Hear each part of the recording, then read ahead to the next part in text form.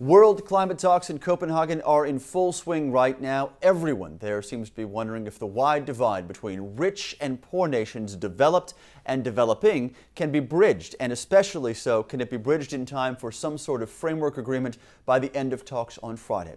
Clean Sky's Susan McGinnis is live once again for us in Copenhagen with the latest. And Susan, a busy day already today. It is. A lot has gone on all day. We are definitely, Tyler, in a countdown to Friday's deadline, and the momentum keeps on growing. You could feel it right from the start of the day. The crowds outside the Bella Center here keep on growing as each day goes on. They've been growing. Right now, more than 45,000 folks have registered to come in here. It's 3 times more of the capacity that this place can hold. There's more press, more NGOs, non-governmental organizations, more observers, more protesters trying to crowd in here. We have lines of thousands of folks from the NGOs, the non-governmental organizations. Many of them wait for hours and they get turned away. And there actually have been protests by some of them talking about this being undemocratic and contrary to the UN Charter. So you can really feel the momentum growing. On the inside, last night we had the U.S. delegation holding a press conference that was supposed to happen earlier in the day. Remember, we reported yesterday this was postponed and canceled on Monday after talks were thrown into complete disarray by developing nations, the Africa group of nations, also the G77 group of developing nations. These are nations that are very worried about the Kyoto Protocol. Talks are happening along 2 different tracks. The Kyoto Protocol and extending that is one of those tracks. The developing nations feel they're not getting enough attention. They fear they're going to lose the Kyoto Protocol. So they throw a wrench into all of the talks. They stall. The U.S. cancels its event. The EU cancels its event. Well, later, the U.S. delegation did come out, and climate envoy Todd Stern did deliver the U.S. message about the Kyoto Protocol. Look, this is actually the one highly contentious issue that doesn't really involve the United States very much. I mean, the 2-track question is, do you continue the second commitment period of the Kyoto Protocol, which would, like a second period would start in 2013, or does that get merged into a new agreement and so that what has been 2 negotiating tracks merge into one? That's what the question is. And I think this is an area of one of the most contentious issues right now with I think essentially the developed country Kyoto parties not very interested in continuing a process that where not only is the United States not part of it, but either are any of the major developing countries. None of the developing countries, but I keep referring to the major ones because that's where the emissions are.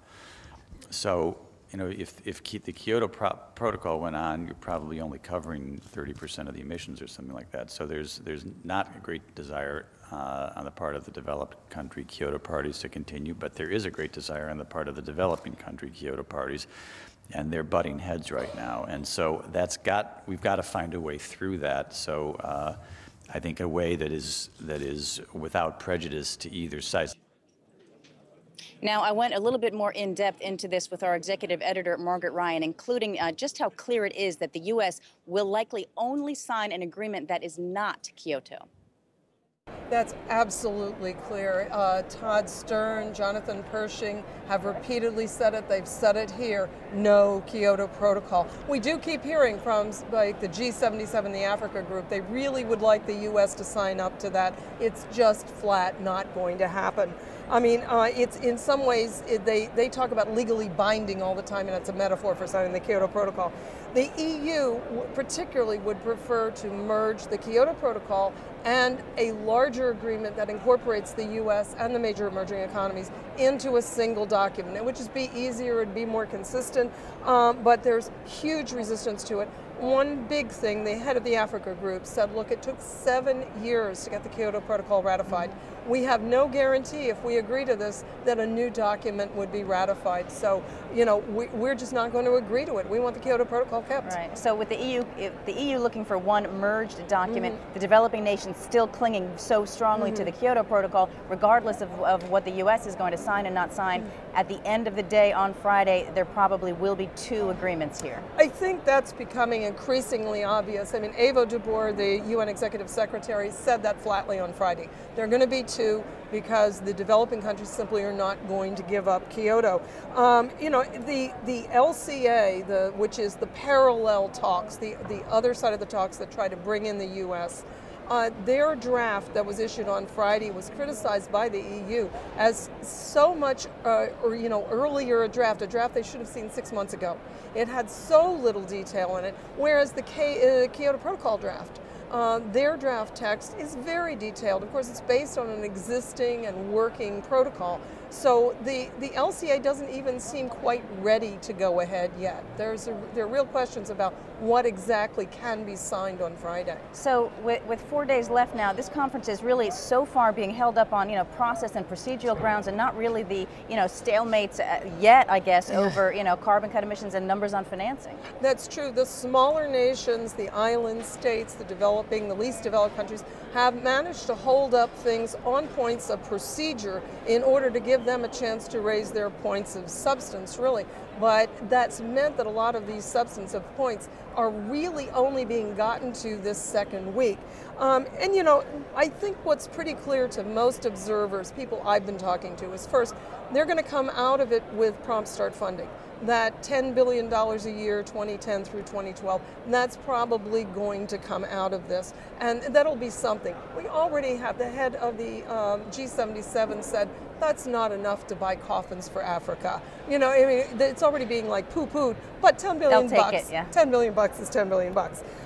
Over the weekend, we had proposals for long-term financing from Mexico and Norway kind of melded together. The Mexican proposal was for a green fund.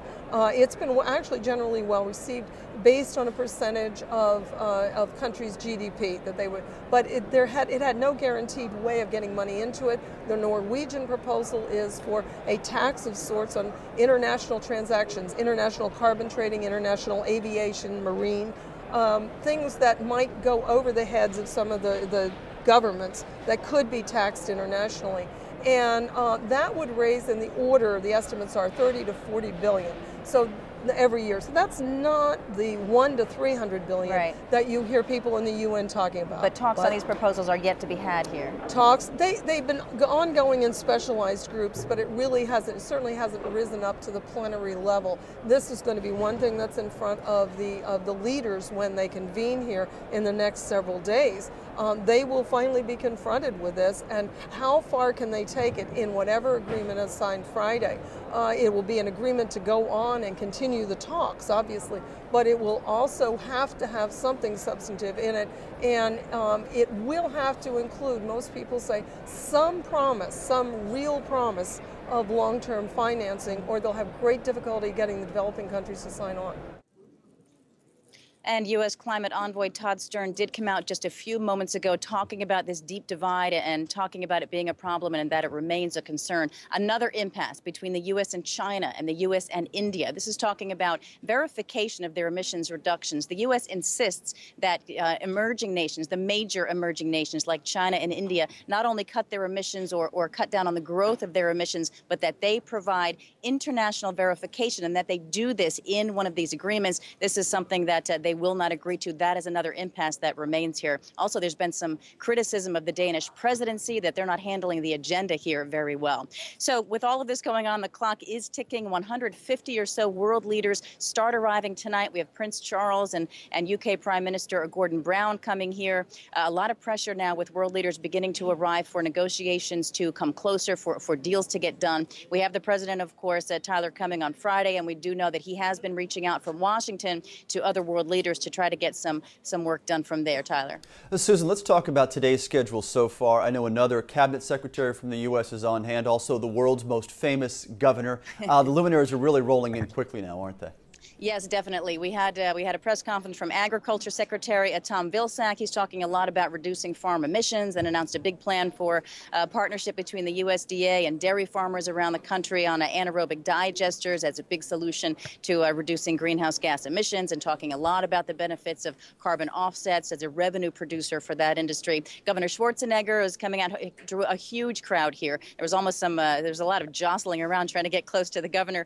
He's talking about countries not not being able to solve the problem of global warming without the help of local governments. We also understand that the governor flew here commercially and did not fly a private jet. Also, New York City Mayor Bloomberg is holding a slew of events here. So the day is actually wrapping up here, Tyler, but still a lot going on. We'll have a full wrap up on all the day's activities coming up at 4 on the Energy Report. Excellent, Susan. We'll see you at 4 o'clock. Thank you so much on Thanks, another busy day there in Copenhagen.